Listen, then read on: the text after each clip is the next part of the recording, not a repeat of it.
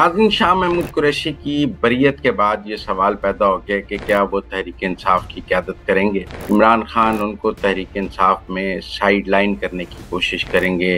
वो बैरिस्टर गौहर और सलमान अकरम राजा के ऊपर काम नहीं कर सकते। वैसे मैं समझता हूँ कि उनकी बरियत को इमरान खान शक की निगाह से देखेंगे। अस्सलाम वालेकुम नाज़रीन, शाह महमूद कुरैशी की बरियत के बाद ये सवाल पैदा हो गया कि क्या वो तहरीक इंसाफ की क़यादत करेंगे। मैं समझता हूँ इमरान खान उन्हें तहरीक इंसाफ की क़यादत करने का मौका नहीं देंगे। इमरान खान उनको तहरीक इंसाफ में साइड लाइन करने की कोशिश करेंगे।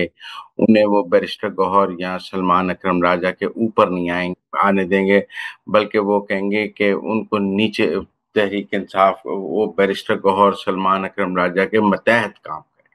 अगर शाह महमूद कुरैशी ने तहरीक इंसाफ में कोई काम करना है, तो वो बैरिस्टर गौहर और सलमान अकरम राजा के मतहत काम करेंगे। वो बैरिस्टर गौहर और सलमान अकरम राजा के ऊपर काम नहीं कर सकते। वैसे मैं समझता हूँ कि उनकी बरियत को इमरान खान शक की निगाह से देखेंगे। इमरान खान पहले ही ज़ैन कुरैशी को शोकॉज़ जारी हुआ था 26वीं आईनी तरमीम में, और उन पर इल्ज़ाम था कि उन्होंने एस्टेब्लिशमेंट से ताउन किया है, और जबकि उन्होंने वोट नहीं डाला था 26वीं आईनी तरमीम के हक में, क्योंकि ज़रूरत नहीं थी उनके वोट को। लेकिन बहरहाल पीटीआई का ये ख़्याल है कि वो एस्टेब्लिशमेंट के साथ मुकाबला कर चुके थे। अब ये थ्योरी है तहरीक इंसाफ में कि शाह महमूद कुरैशी की बरियत उसी मुकमुका का नतीजा है जो 26वीं आईनी तरमीम के वोट के वक्त ज़ैन कुरैशी ने किया था। ये दुरुस्त है कि वो शोकॉज़ वापस ले लिया गया था, ज़ैन कुरैशी की बेगुनाही मान ली गई थी, लेकिन उस वक़्त शाह महमूद कुरैशी जेल में थे। अब शाह महमूद कुरैशी जेल में नहीं हैं, जेल से बाहर आ गए हैं और बरी होकर आए हैं, लिहाज़ा उनकी बरियत को गद्दारी और शक की निगाह से देखा जाएगा, और ये समझा जाएगा कि वो एस्टेब्लिशमेंट से जो है मुकमुका कर चुके हैं।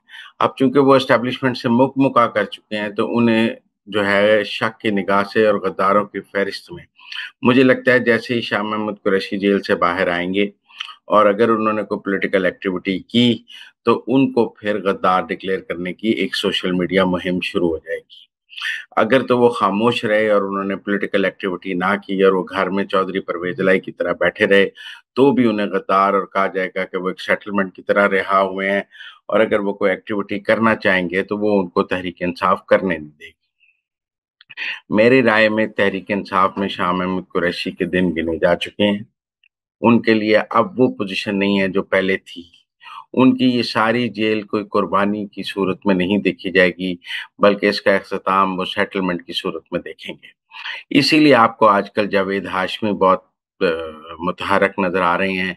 हम सबको पता है कि जावेद हाशमी और शाह महमूद कुरैशी कई दहाइयों से एक-दूसरे के मुकाबले पे इलेक्शन लड़ते हैं, और जावेद हाशमी और शाह महमूद कुरैशी सियासी तौर पर एक-दूसरे के मुखालिफ हैं।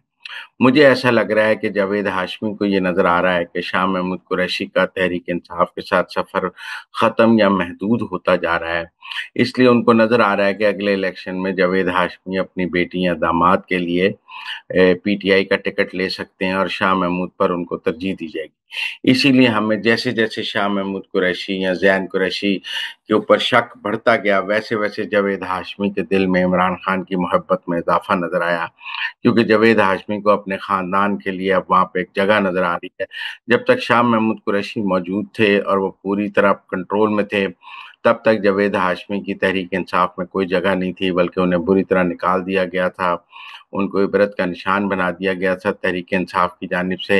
अब जब शाह महमूद कुरैशी के रास्ते जुदा होने के करीब हैं, तो जावेद हाशमी को अपने रास्ते खुलते नज़र आ रहे हैं।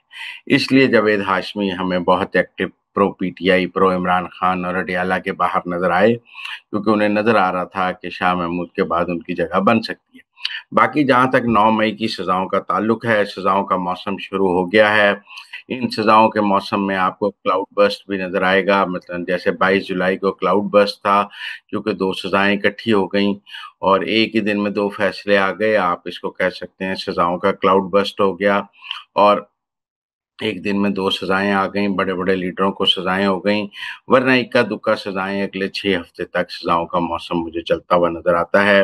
सियासी पेशेनगोई के मुताबिक अगले 6 से 8 हफ़्ते जो हैं, वो 9 मई के सज़ाओं का मौसम है, اور تحریک انصاف کے کئی لوگ اس میں ان کو سزا ہوگی، کچھ بری ہوں گے، کچھ سزا ہوگی۔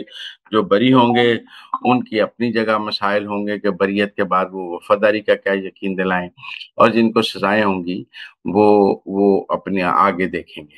بہرحال مجھے یہ سزائیں ختم ہوتی بھی نظر نہیں آ رہی، اور مجھے لگتا ہے یہ سپیریئر کورٹ سے اپ ہولڈ